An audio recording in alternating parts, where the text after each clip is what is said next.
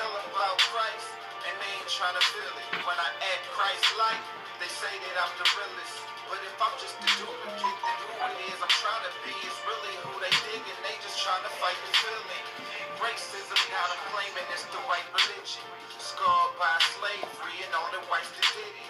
But slave owners just manipulated Bible scriptures. They claim Christian but never obeyed the writings in it. They stumble off the imagery provided by the pictures. Like why when I look at God, he looks nothing like it, nothing like it. You writing that the scriptures not provided by the scriptures, and folks will be held accountable when Christ arrives to get us. It's for you.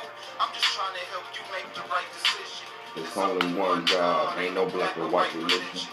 The devil used slavery to magnify division. Now you trapped inside the prison of a passion I forgive you. Forgive him. So Lord, I know you feel love. We've seen a lot of things. So my praise that you feel love. These scars, they've run so deep, so deep, so deep. These scars, they've run so deep, so deep, so deep. Some of them know, some been listening to liars though. Some of them just don't care, some of them trying though.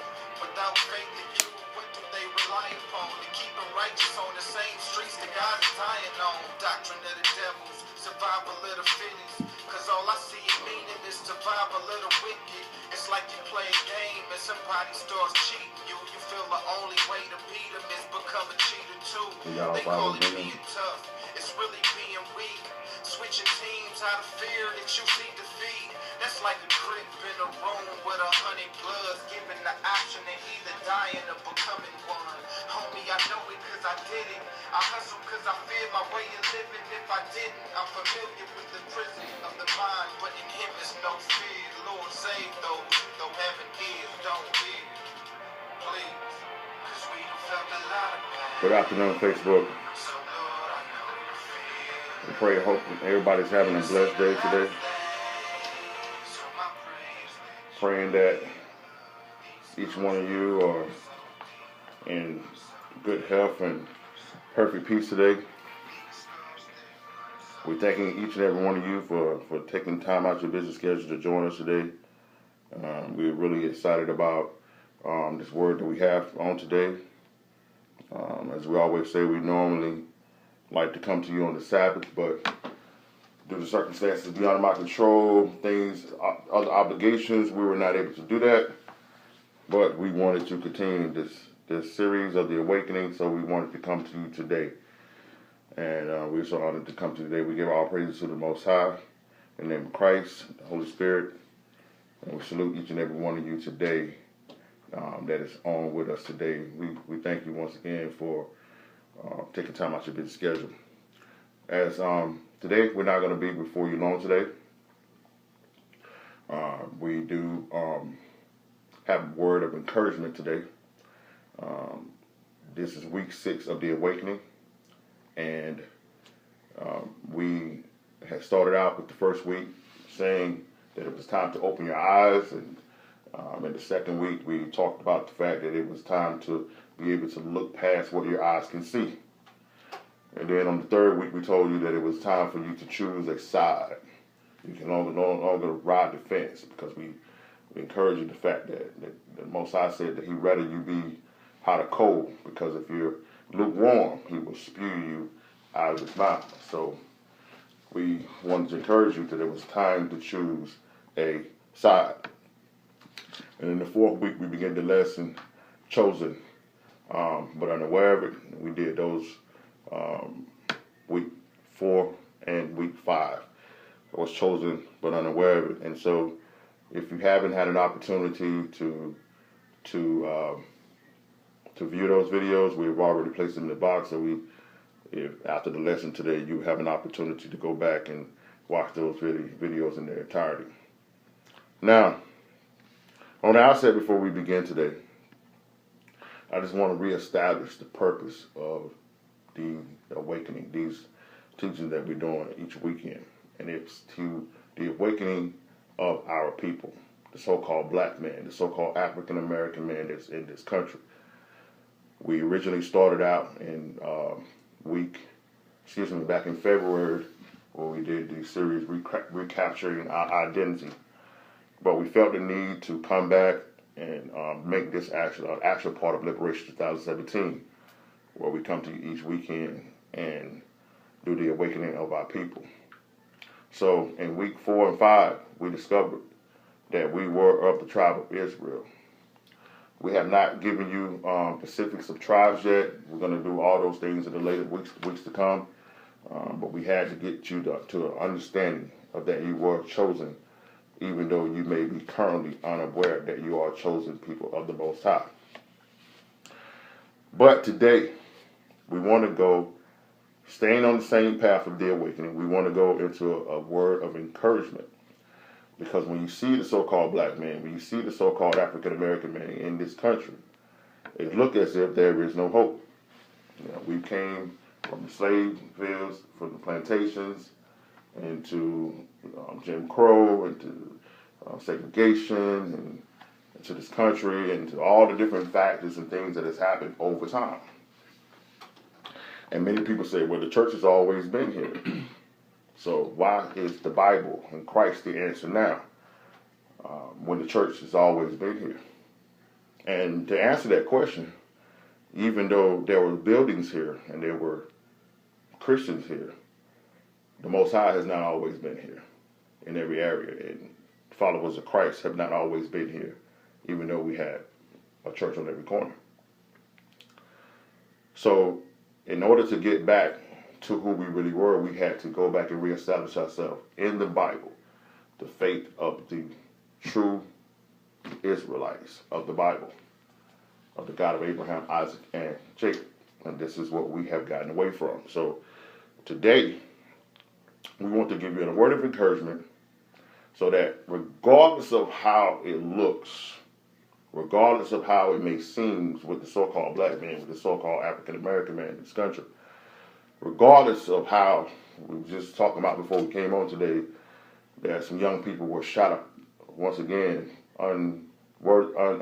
unworthily, just shot up the car, and another lie, another fake story comes out after that to give justification for it. You know, even though we're seeing this all over the country, even though our people are in an impoverished state, and our women are continuing to fall into the traps of the enemy, and our men are continuing to be caught up in a life of crime and prison. I want you to know today that even though it looks this way, there is light at the end of the tunnel. So today's lesson is entitled, "Even the darkest day shall see the sunrise."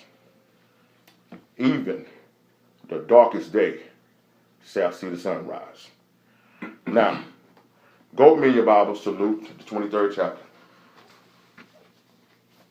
Luke, the 23rd chapter. We're going to look at verses 44 through 49. And this is going to be the foundation for what we're going to talk about today. We're not going to hold you long today, but we do want to encourage you that regardless of what you see on your television screen, regardless of what you see when you go down your social media, regardless of what you see in your communities when you walk out in your communities, regardless of what people are talking about in the barbershops and the hair salons, and regardless of what the conversations you may have amongst your family, regardless of how you may feel in your own heart that there is no hope, there is no opportunity for change for the so-called black man, for the so-called African-American man, I want you to be encouraged that even the darkest day shall see the sunrise. And that is the SON. Now, Jay, would you just read through these verses first, and then we're going to go back and establish some things. But let's just get that reading today. For those who just joining us, it's Luke, the 23rd chapter, verses 44 through 49. And it was about the 6th hour, and there was darkness all over the earth until the 9th hour.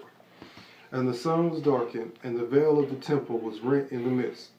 And when Jesus had cried out with a loud voice, he said, Father, into thy hands I commend thy spirit. And having thus said this, he gave up the ghost.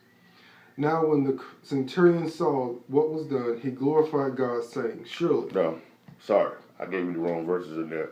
I apologize. A little off my game today. A little off my game today. Let's go back. Let's start at verse 44.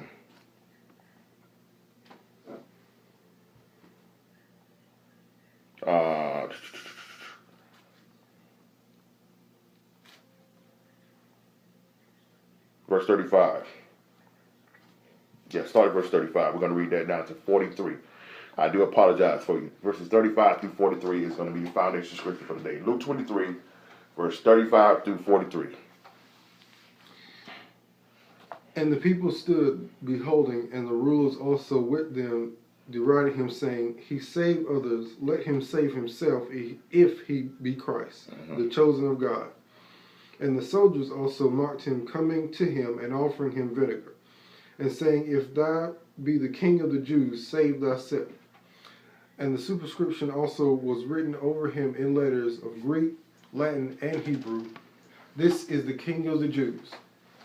And one of the malefactors which were hanged railed on him, saying, If thou be Christ, save thyself and us. But the other answering rebuked him, saying, Dost thou know, fear God, seeing that thou art in the same condemnation? And we indeed justly for what we receive the due reward of our deeds. But this man hath done nothing amiss.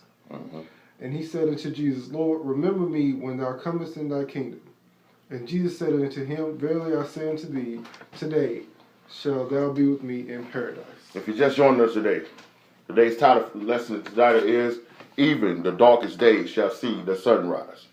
Now, I believe that the Most High allows frustration because he knows that it can turn into motivation. I'm going to say that again. I believe that the Most High allows frustration in our lives. He allows us to be stressful sometimes. He allows us to be seem a little overwhelmed sometimes because he knows that same feeling of stress and frustration will lead to, for some of us, to be motivation. As long as there's uneasiness in our spirit, we will not rest until we see a change in our lives. And the problem that has happened with our people, the so-called black man, the so-called African American man in this country, is we have accepted things as being normal. We have accepted things as saying, this is just the way it's going to be. We have accepted it saying, you know what, this country is going to treat us this way. Our people are going to be this way, so there's no need to even attempt to do anything.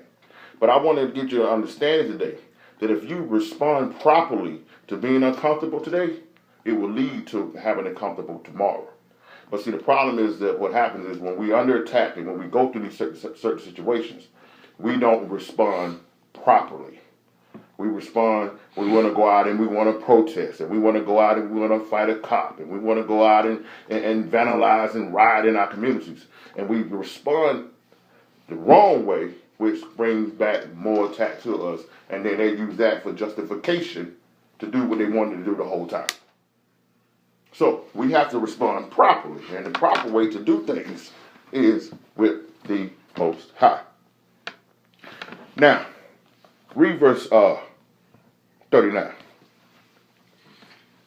And one of the malefactors which were hanged railed on him, saying, If thou be the Christ, save thyself and us. See, now, this is what is happening right here in our communities with the so-called black man, with the so-called African American.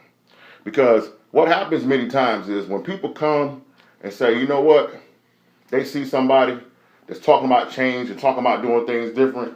The first thing they want to do is they want to come with something random or something sarcastic and try to attack their character because they want to do something different. So Christ is sitting up on this cross, sitting up on this wood, being made a curse for us, and this guy is looking at him talking about if you so who you say you is, hey, save you and us. And this is what we do to our people. This is what we do to the Most High servants that he sends out to prophesy, to proclaim the truth. We come and say, well, listen, man, if you got all the answers, why things going wrong in your life? Not understanding that sometimes everything ain't going to be perfect. And just because we tell them the truth, that don't need to mean that everything's going to be going perfect with us. And then look at verse 40. But the other answered, rebuked him, saying, Dost thou not fear God, seeing thou art in the same condemnation? Now see, this is the spirit that our people need to be up under. We don't need to follow the crowd. We don't need to follow the people when they're coming in and trying to kind of go against the things of the Most High. When somebody comes in and try to stand for truth in our community and try to stand for change in our community, and then somebody else want to come in with some laughs and some jokes and some social media attacks, you don't need to go along with that. You need to call them out for who they are and stand for the truth. Even if you may not have your whole life stood for the truth, even if you have yourself may have done some things that you didn't need to do. But there needs to come a point in your life when you need to say, you know what? Listen, I may have lived a lie my whole life, but it's time out for this right now. I don't need to do this. And especially when you see someone being persecuted for righteousness' sake. Especially then. That's when you need to take a stand. So read that verse 40 for me again.